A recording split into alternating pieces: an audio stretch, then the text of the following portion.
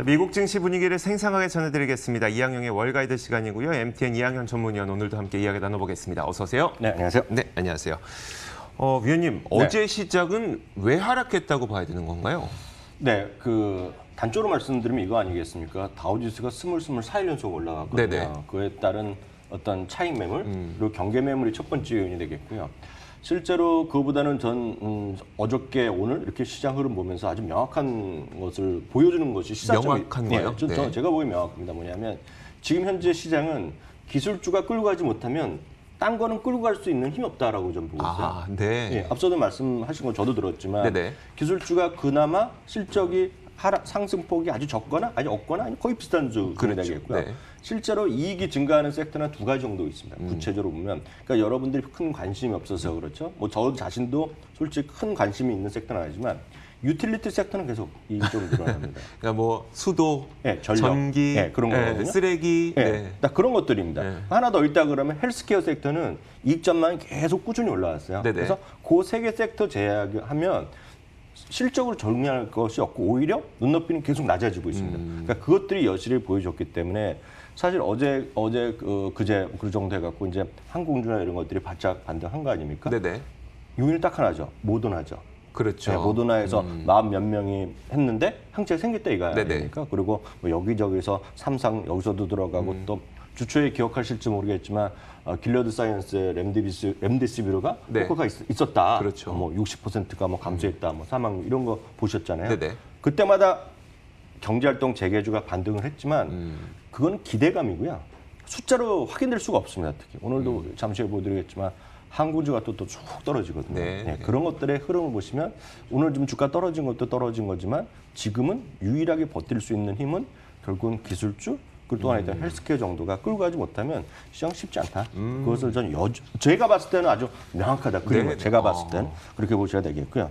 그런 관점에서 굳이 따지자면 오늘 빅테크 오늘 떨어졌으니까 오늘 보면 구글 기준으로 보면 4일째 계속 떨어지는 거거든요. 네네. 구글 기준으로 보면 고점 대비 장중 고점 대비 한 11% 떨어졌을 겁니다. 많이 떨어졌네요. 예, 그거에 관해서 이제 저희도 많이 인용하는 웨드부시의 댄 아이브스가 이런 얘기를 했습니다.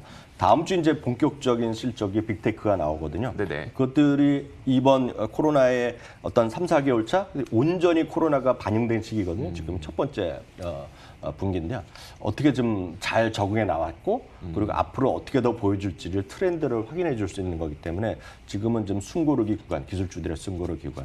다음 주에 만약 부정적으로 나오고 부정정점이 잇따르면 시장은 쉽지 않죠. 네네. 네, 그 정도로 전 이해를 하고 있고요. 그런 관점에서 마이크로소프트가 오늘 2% 떨어졌고요.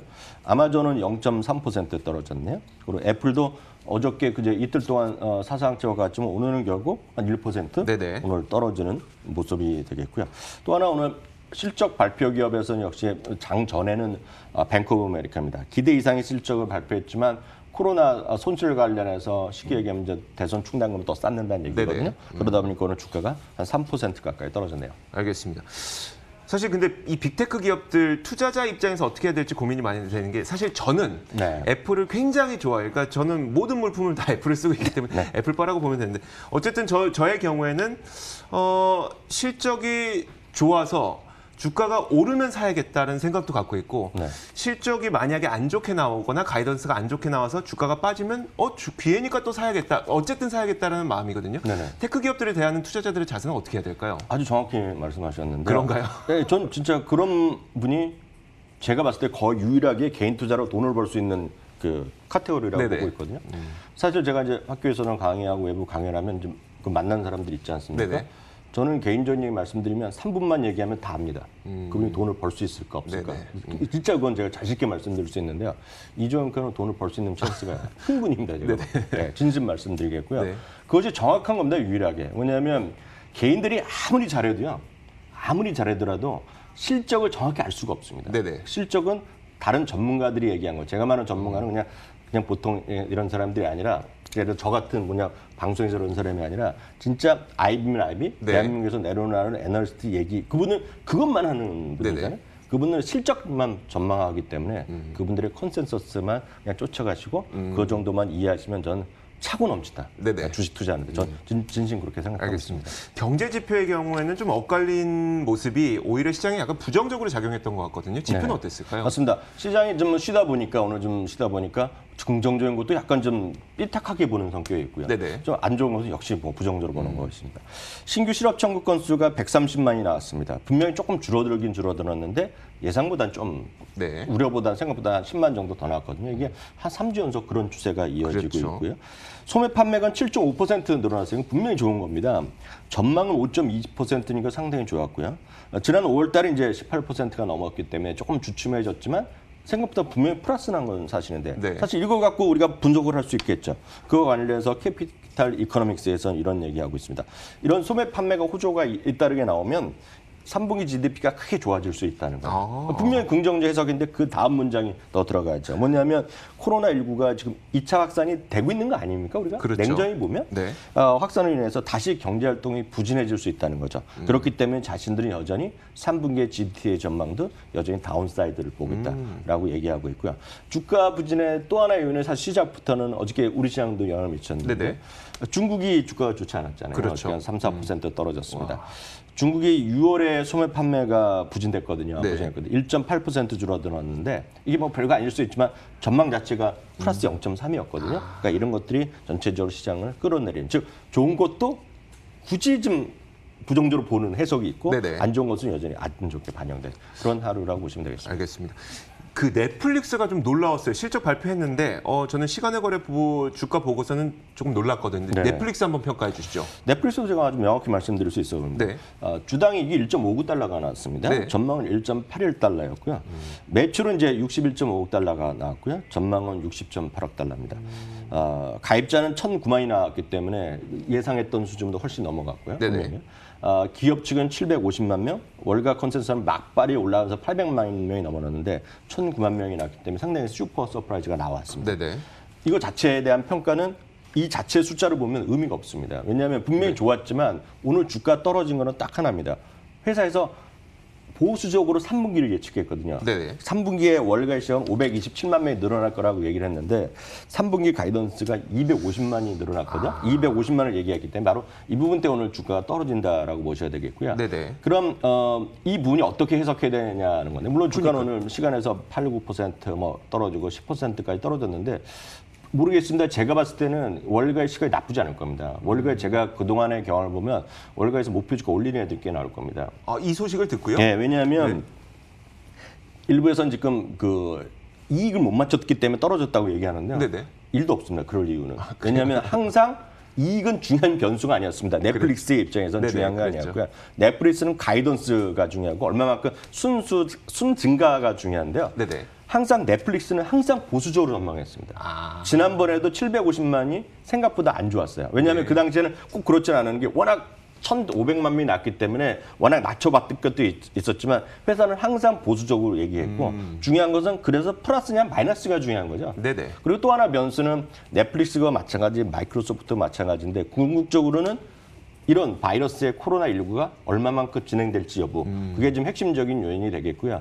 굳이 오늘 넷플릭스에서 오늘 그 발표에서 가장 핵심적인 거 뭐냐면 약간 어려운 얘기지만 우리 그 잉여 현금 흐름이라는 항목이 있지 네네. 않습니까? 사실 넷플릭스는 항상 그것 때문에 비판을 받았던 회사고요. 작년까지 계속 마이너스였습니다. 네. 그러니까 순수하게 영업을 통해서 받던 현금이 모자르기 때문에 대출을 일으키는 건데요. 네네. 그래서 쉽게 얘기하면 그건데요.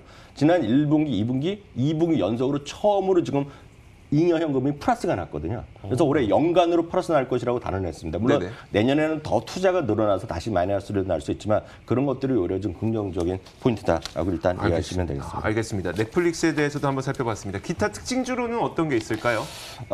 많은 분들이 이제 생각 못 하시는 분 유틸리티 하나 말씀드리겠는데 네네. 사실 이 주식은 저희가 한 2주 전인가요? 무작정 따라하기도 말씀드린 건데요. 넥스테라 에너지라는 회사가 있습니다. 넥스테라 에너지는 쉽게 생각하시면 미국에서의 대체 에너지의 1위 기업입니다. 요즘 네네. 우리나라도 뭐 그린 에너지 뭐 관련해서 관련된 기업도 쭉쭉 올라가는 거 있지 않습니까? 네. 미국에서는 넥스테라 에너지의 대표적인 기업인데요. 특히 이제 조 바이든 대통령 후보가 네. 지금 녹색 투자 이런 거 확대 얘기하고 있지 않습니까? 바로 그것이 그 가장 기폭제가 되겠고요. 여러분들 우선 어떤 그런 거를 원하시면 지금 미국에서는 이거가 대표 기업이다라고 참고하시면 되겠고요. 또 하나는 주택 판매가 좀 잘 되고 있지 않습니까? 그렇죠. 그리고 이제 또 하나의 큰 흐름이 대도시에서 좀 약간 그 외로 나가라는 것이 하나의 트렌드라고 말씀드렸습니다. 그러다 보니 당연히 집을 짓는 회사들, 레나 같은 것 이런 것들이 뭐 주가 뭐 최고치를 갖고 있는데요.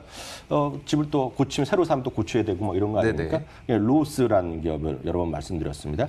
1961년 이후 사상치 효과 다시 한번 확인했고요. 더욱더 무서운 것은 1920년에 신규로 상장했던 회사입니다. 100년이 넘은 기업이죠. 상장한 지가 셔윈 윌리엄스라는 회사인데 이건 잘 저희가 소개한 적이 별로 없는데 네, 처음 들어봤어요. 페인트 기업입니다. 페인트. 페인트를 이렇게 페인트 네. 우리나라도 무슨 제비표 그런 거 있지 않습니까? 노루표, 제비표. 네. 노루표입니까?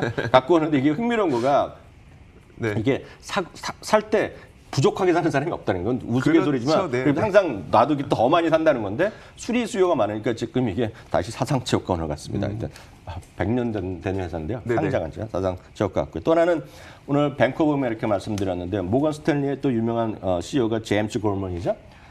자기네 또 계산해 봤더니 연말이 되면 다시 돈을 쓸 수 있는 현금이 생겨난다는 거예요. 그래서 배당을 다시 내년에는 올려야 되고 네. 내년부터 자사주 매입도 다시 해야 된다는 얘기하고 있습니다. 다만 지금 당장은 현실에 안 되는 게 9월 달에 스트레스 테스트가 또 있거든요. 그래요? 예, 그래서 그거 하면 확인될 것 같다. 이렇게 말씀드릴 수 있겠네요. 자, 월가의 시각도 좀 정리해 주시죠. 시장에 대한 월가의 시각이요? 네, 뭐 그 제일 유명한 분은 오늘 한 분만 소개해드리면 앞서도 잠시 얘기 나왔지만 블랙스톤의 바이런 위언이죠. 미국 경제가 2022년까지 코로나 이전 시대로 갈 수 없다라는 얘기를 다시 한번 분명히 했는데요. V자 반등 얘기 많이 하고 있고 현실적으로 V자 반등이 다 했는데 네. 이건 끝났다는 얘기입니다, 거의. 네, 거의 끝났고 그래서 밑에 제가 굳이 해놨는데 루트 스퀘어라고 그러는데 한국말은 제곱근이라고 하지 네네. 않습니까? 혹시 저도 이제 제곱근 하면 이제 하도 어렸을 때 배워갖고 기억나 저도 이제 이미지를 갖고 왔는데 네. 딱 저겁니다. 그래서 V자 반등이 거의 왔고 완만하게 올라가거나 완만하게 쉴 수 있는 그런 구간이라는 것인데 그 이유가 뭐냐면 지금 많은 사람들이 주가 때문에 V자 반등을 얘기한다는 얘기예요. 이분 얘기는.